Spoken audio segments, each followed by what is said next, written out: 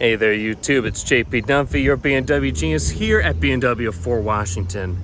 In today's video, I'm going to be going over a quick little thing about BMW Nomenclature, engines, and kind of give you a quick overview. If you are newer to BMW, you're looking at BMWs for the first time, and you see the numbers on the back of the cars and you go, well, WTF.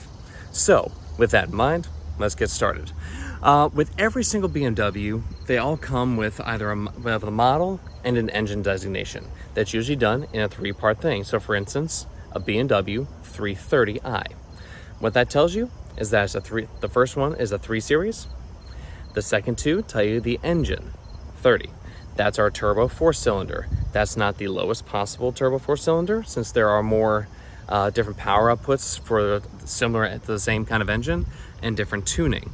What that basically means is in other markets, there are things like a 320, which is just a lower powered 4-cylinder, slightly more fuel efficient, things of that nature. Keeping that in mind, let's start with just the body types. So all the odd numbers, 3, 5, and 7, those are all sedans. Second, you get into the even numbers, those are going to be coupes, convertibles, and grand coupes. What that basically is for instance, you have the 2 Series, 4 Series, 6 Series doesn't exist anymore, and then the 8 Series.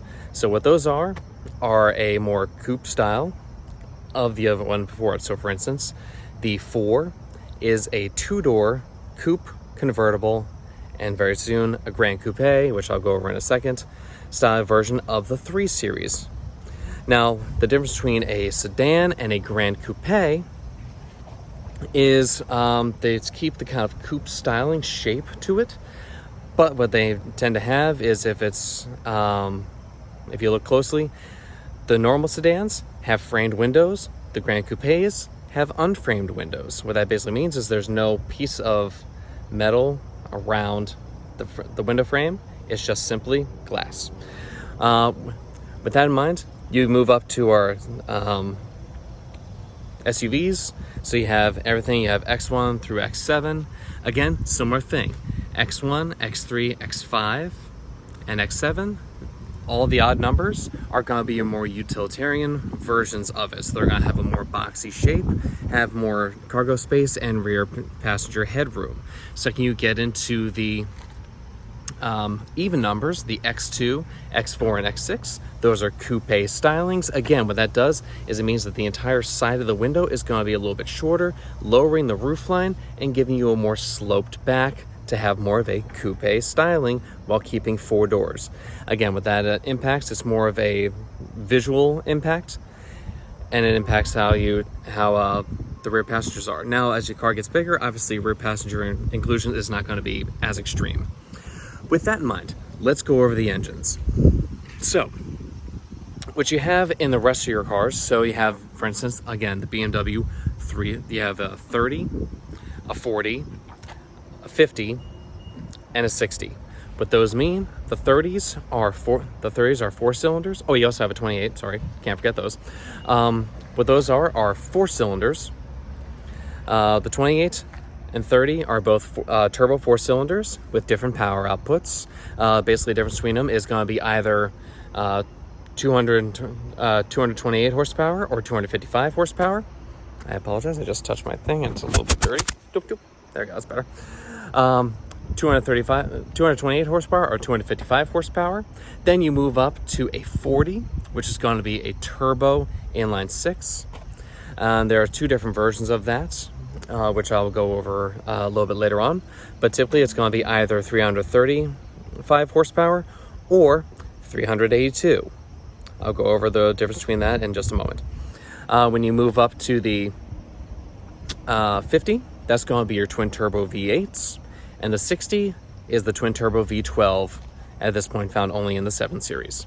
Now moving beyond that, what you have after that are M cars. M cars are still BMWs, but what they are is they're their own chassis designation. They have a similar shell to their standard counterparts, but what they get are mechanical upgrades, suspension upgrades, chassis upgrades, higher stiffness, things of that nature.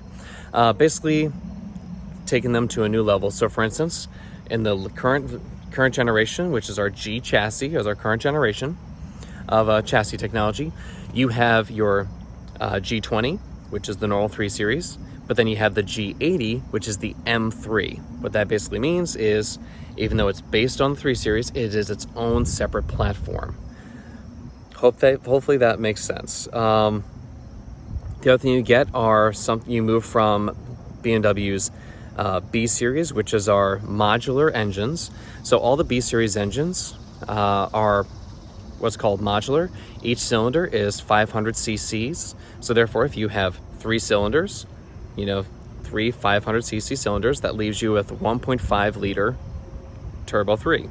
You move up to a 4-cylinder, that's 2 liters, turbo 4.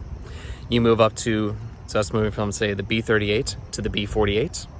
38, 3 cylinders, 48, 4 cylinders. Then you move up to the B58, which is our 6-cylinder, again, 500 cc's. That means you have a 3-liter turbo 6. Moving beyond that, our twin turbo V8s and V12s are not yet part of the B family of engines. They're the previous N series. So the N series have been updated. They're now in their 3rd technical update. I'm going to go into more depth into that as we in some separate videos. I'm going to go over kind of each individual engine, what makes it unique, and go from there. Speaking of unique, BMW's M cars now have kind of a different gradient. So it used to be you either get an M or you get something called a CS, or sorry, an M or a competition. Since then, they've kind of expanded more. So now you have something called M performance vehicles. For instance, an M340, an M440, an M550, or an M850. Those are all basically cars that have been touched by M, get a couple M updates, chassis upgrades, brake upgrades, things of that nature, to kind of make sure that the car has more power. So that was the main difference between, say, for instance, you get a 540i or XI versus an M340.